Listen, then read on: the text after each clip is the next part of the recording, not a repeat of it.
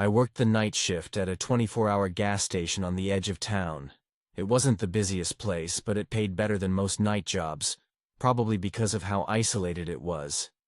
Just a 2-lane road out front, woods behind, and silence. In every direction after 10 p.m. My shift started at 10 and ended at 6. It was usually dead quiet after midnight, and I'd just sit behind the counter scrolling through my phone or restocking shelves when I got bored. I'd see maybe 3 or 4 customers between midnight and morning. Most were harmless. Truckers, drunks, insomniacs. But one night, about a month ago, something happened that still makes me feel sick every time I think about it. It was around 2:30 a.m. I remember because I had just finished mopping up a spilled coffee someone left near the counter. It was quiet, no cars outside, no headlights. I was about to go to the back to stock the fridge when the bell over the door chimed. I turned and saw a man walk in. He was average height, maybe mid-40s, wearing a faded green hoodie with the hood pulled up, and jeans that were dark and stiff, like they hadn't been washed in weeks. His face was pale, and he had deep circles under his eyes. He didn't say anything, just walked slowly toward the coolers in the back. I gave him the usual, "Let me know if you need anything," but he didn't respond. He didn't even glance at me, just kept walking. It wasn't too unusual. Some people come in high or drunk or just weird. I let it go. He stood in front of the drink fridge for a long time, like too long. 5 minutes, maybe more. Not moving. Not opening the door. Just standing there, staring at the glass. Then he finally moved, picked up a bottle of water, and walked to the counter. When he got close, I realized something that made my stomach tighten. The bottle of water was empty. It still had the cap on, sealed like new, but there was no water inside. I looked at it, then at him. This bottle's empty, man." He looked at me slowly, like I'd just woken him up from a dream. Then he whispered, "Is it?" I nodded. "Yeah, see?" I tilted it so he could see it was completely dry. He just stared at it. Then he said something I didn't expect. "It wasn't empty when I picked it up." I smiled nervously. "Yeah, okay, weird mistake. Want to grab a different one?" He didn't answer. He just stood there, breathing slow and deep, looking down at the bottle like it had personally betrayed him. Then he looked up at me and said, "Can I use your bathroom?" That wasn't unusual either. But our bathroom's in the back, down a narrow hallway with a storage room at the end. I didn't like sending people back there unless I had to. Still, I said yes. I handed him the key, which was attached to this huge plastic paddle so no one would steal it, and pointed to the hallway. He didn't thank me, just took the key and walked off. I stood behind the counter, watching the hallway for a minute. I don't know why, but I felt cold all of a sudden. Not physically, but in that deep, animal way when something just feels wrong. 10 minutes passed, then 15. He hadn't come out. I walked around the counter and down the hallway. The bathroom door was open, light on, empty. No one inside. I looked into the storage room. Empty. I checked the back exit door. It was shut and locked from the inside, just like it should have been. He was gone. I walked back to the front, feeling nervous, and that's when I noticed the empty water bottle was still sitting on the counter, but the cap was off now, and it was half full. It looked like someone had just poured water into it. I picked it up. The plastic was cold, like it had been in the fridge the whole time. I checked the cameras. The footage showed him walking in, picking up the bottle, coming to the counter. It showed me talking to him. Then it cut to him walking toward the bathroom, and that was it. He never came out. Not on camera. Not in real life. The angle doesn't cover the hallway very well, but it clearly showed the bathroom hallway once he entered. Nobody came back. I didn't call the cops. What would I tell them? A guy disappeared from my locked building and left behind an empty bottle that refilled itself? No way. I never saw him again. But for the rest of the week, I kept finding that same bottle of water, sometimes full, sometimes empty, on the counter when I came in for my shift. Nobody saw who left it. I threw it out each time. Now, every time I hear the bell above the door ring in the middle of the night, I feel my stomach knot up, expecting to see that pale man again. The worst part? I keep checking the security footage. Sometimes I think I see someone standing just off camera, right where the hallway begins, just barely in the shadows, waiting.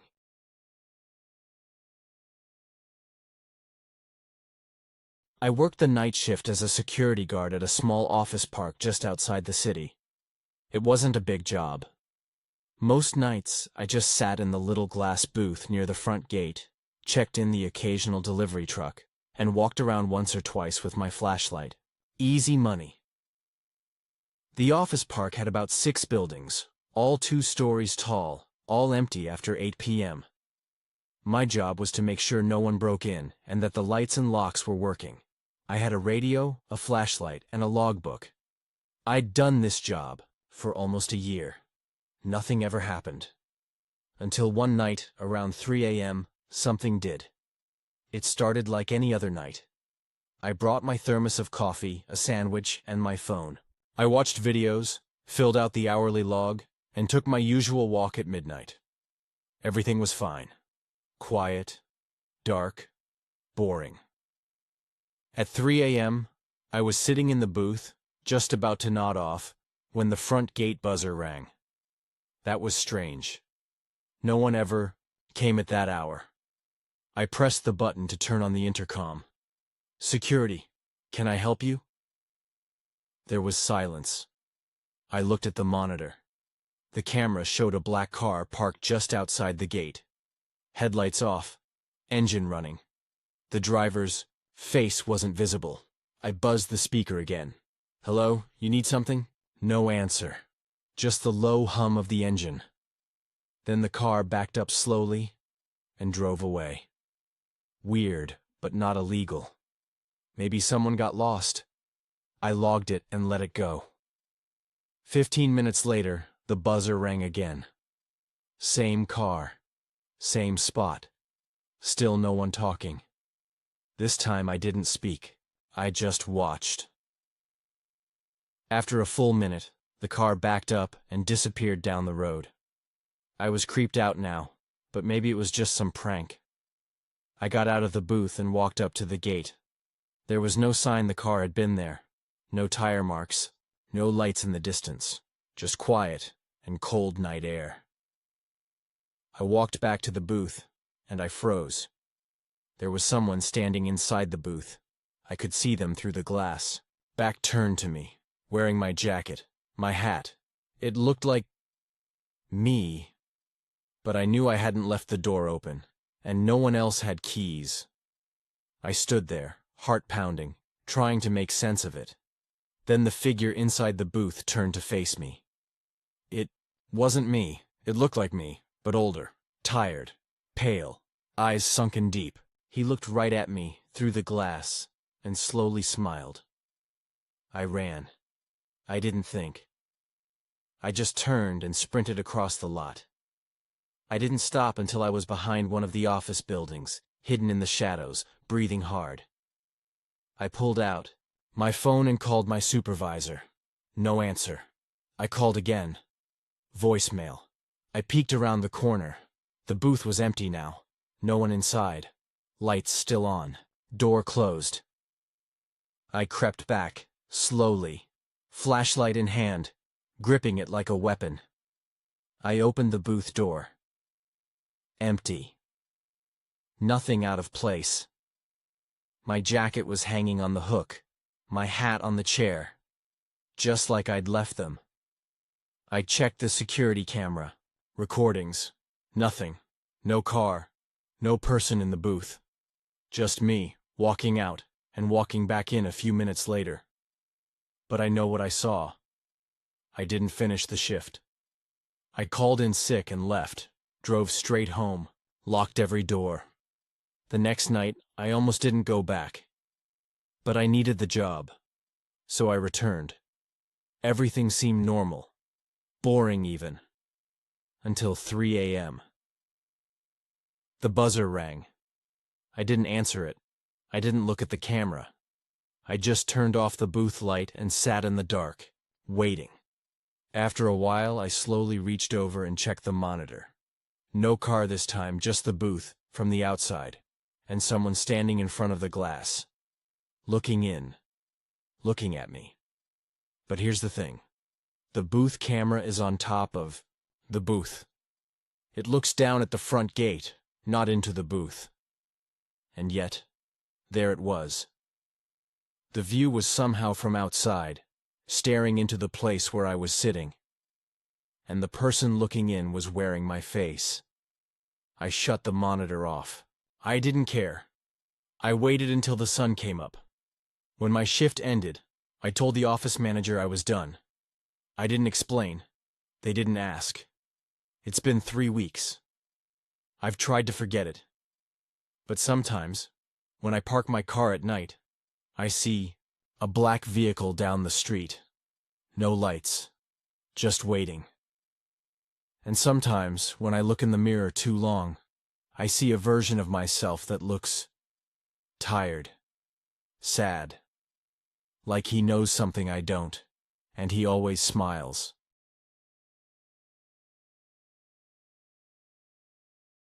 I worked the night shift at a small call center downtown. My job was simple: answer customer questions, handle complaints, and log the calls. The office was quiet at night, with just a few people working. I usually took my breaks alone in the empty kitchen.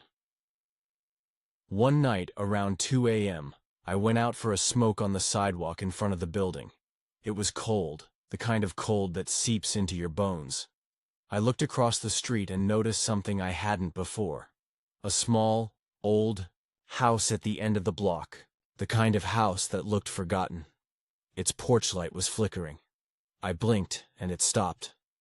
I thought maybe it was just my eyes playing tricks, but then I saw a shadow move inside the window. Curious, I kept watching. The street was empty. No cars, no people.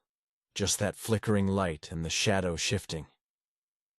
I thought about calling the police or telling someone, but I shrugged it off. Maybe the owners were home and just had a bad bulb. A few nights later, I saw the same thing. The porch light flickered again at 2 a.m., and a figure moved inside.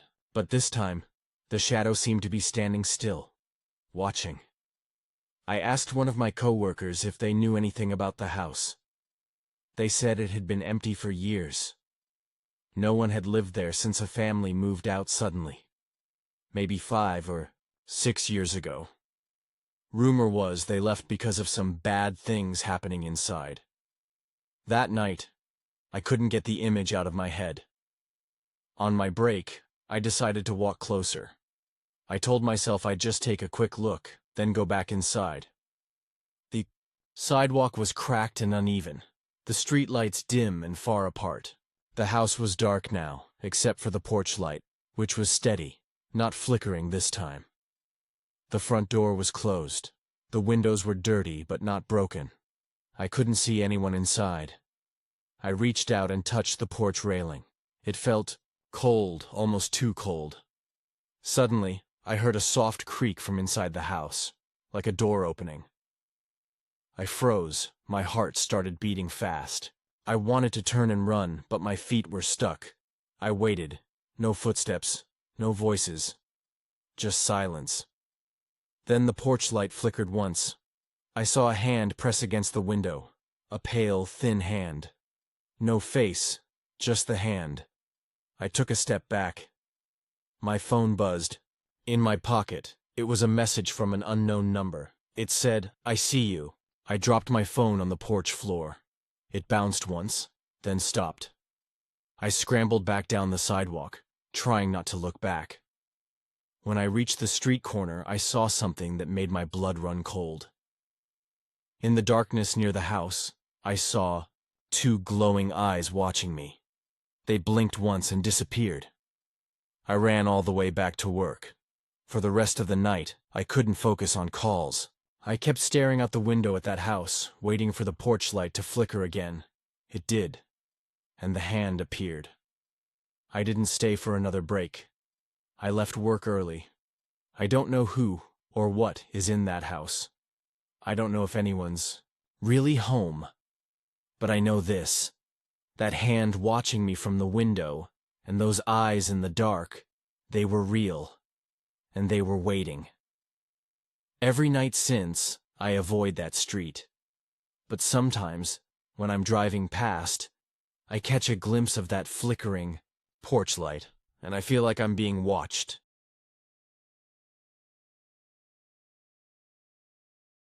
I worked nights at a small gas station on the edge of town. It was a quiet place, the kind where you get used to long hours of nothing happening. The gas station was open 24/7, but most nights only a handful of cars stopped by. I liked the night shift at first. The silence, the stillness. It was almost peaceful. I had my routines, restocking shelves, checking the pumps, and sometimes chatting with the regular customers. But one night, everything changed. It was about 2:30 a.m. The air was cool and smelled faintly of gasoline and rain. The station was empty except for me. I was standing behind the counter sipping a soda when the doorbell jingled. I looked up. An older man walked in. He looked tired, like he'd been driving for hours.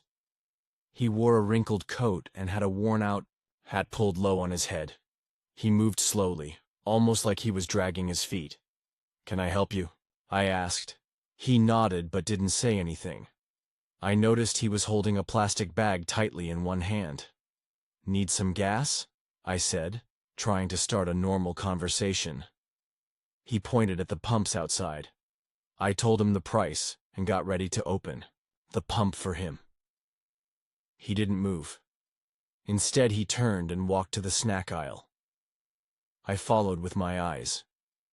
He stared at the shelves for a long time like he was searching for something. Then he picked up a small bag of chips, looked at it, and put it back. He moved slowly, almost hesitantly, then went to the drink cooler. I could feel his eyes on me. It made me uncomfortable. He finally came back to the counter with a pack of gum. I rang it up and he paid with a crumpled bill. Then, just as he was about to leave, he stopped. He looked at me with tired eyes. "Have you seen him?" he asked quietly. I blinked. "Seen who?" He didn't answer. He just looked at me harder. I felt a chill. "Maybe you should call the cops if you're worried," I said, trying to keep it light. He shook his head and smiled, but it wasn't a friendly smile. It was cold, like he was hiding something. "Not yet," he said. Then he turned and walked out. I watched him pump gas. He never looked away from the road ahead. I started to feel uneasy. Something about him didn't sit right. After a few minutes, he finished pumping and got back in his car, a beat-up sedan with a cracked windshield. He didn't start the engine right away. Instead, he sat there, staring straight ahead. Then he reached into the plastic bag. I saw something small and shiny. Knife. My heart jumped. I wanted to call someone, but I was frozen. Suddenly, his phone rang. He answered. His voice was low and urgent. I couldn't hear most of the conversation, but I caught a few words. Didn't see him. Late. Safe. He hung up and started the car. As he drove off, I noticed the license plate was scratched and hard to read. The night felt colder after he left. I locked the door and checked the cameras. Nothing unusual. But I kept thinking about that plastic bag and the knife. I didn't sleep well that night. The next day, I heard about a missing man in a nearby town. The description matched the man I saw. Police were asking people to call if they'd seen anything suspicious. I thought about telling them what I saw, but something stopped me. The man's eyes. They weren't just tired. They were scared, like he was running from something worse than the police. That night, I worked again. And just after midnight, the doorbell jingled. My heart skipped. A different man walked in. He looked calm, but his eyes were sharp. He asked if anyone had come by earlier. I said no. He smiled, but it didn't reach his eyes. I felt watched. After he left, I locked all the doors and checked the cameras again. Nothing. I don't know who these men were or what they wanted. But I know this. Sometimes, the night holds things you don't want to see, and sometimes, the last customer you serve might be the start of your own nightmare.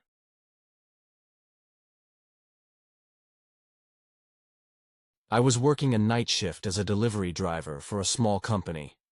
Most of my work was on quiet country roads, delivering packages to houses far apart from each other. I liked the job because I could listen to music and think while I drove. One night, around 1 a.m., I got a call for a delivery to a house I'd never been to before. The address was in a remote area outside town, down a long, winding road I didn't recognize. I checked the GPS. It told me to take the highway, then turn onto a narrow, dark road. I left the main highway and followed the GPS instructions. The road was lined with trees and there were no streetlights. My headlights lit up patches of the road ahead, but beyond that, everything was black. I felt a little uneasy, but I told myself it was just the night. After about 10 minutes, I saw a small house with a porch light on. The GPS said this was the place. I pulled up to the driveway. The house looked old but cared for. A porch swing creaked gently in the breeze. I grabbed the package and walked to the door. I rang the doorbell. No answer. I knocked. Still nothing. The wind picked up, and the trees rustled loudly. I was about to call my dispatcher to check, when I noticed something strange. There were no footprints in the dirt or snow in front of the porch. No sign anyone had been here recently. I looked around and saw the driveway was empty. No car, no lights inside the house. I felt the hair on my neck stand up. I decided to leave the package on the porch and take a picture as proof. Just as I was about to walk back to my truck, I heard the door behind me open. I spun around. No one was there. The door swung slowly shut by itself. I froze. My mind raced. Maybe the owner went inside quickly. Maybe I was imagining things. I got back in my truck and started to drive away. But then the GPS beeped. It said, "Recalculating route." The new directions sent me back the way I came. I followed them. After a few minutes, I saw the same house again. Same porch light. Same porch swing. I stopped the truck. I checked the address on the package. It was correct. I looked at the GPS again. It was still telling me to drive down that dark road. I felt trapped. I decided to turn around and take the highway back to town. The GPS beeped again. Recalculating route. It sent me right back down the dark road. This time, I kept driving. No matter which way I turned, the GPS always sent me back to that house. The trees closed in on both sides. The wind whispered. I felt like I was caught in a loop. I tried to call my dispatcher. No signal. I tried my phone. No signal. My heart pounded. I was stuck. Hours passed, or maybe minutes. I lost track of time. Every time I looked up, I saw the same porch light flickering through the trees, and the porch swing creaked. Stopped the truck and got out. I walked up the driveway again. This time I shouted, "Hello?" No answer. The door opened slowly again. No one there. The silence was thick. I felt like I was being watched. I turned around and saw footprints in the dirt. They led into the forest beside the house. I followed them. The footprints stopped at the edge of a clearing. There was a small stone well in the middle. I looked down inside. It was dark and deep. I heard a faint sound, a whisper, a voice calling my name. I stepped back. My phone buzzed suddenly, a message from an unknown number. It said, "Stay with us." I dropped the phone. I ran back to the truck. I started the engine and floored the gas pedal. The trees flew past. I didn't stop until I saw the bright lights of town. I called my boss the next day. They told me the address was fake. No one lived there. There was no house on that road. I showed them the package and the pictures. They looked confused. I quit that day. Sometimes when I drive late at night, I think I see the porch light flickering far down a dark road, and I hear the creak of a porch swing. I don't know if I was lost, or if something else wanted me there. I just know I never want to go back.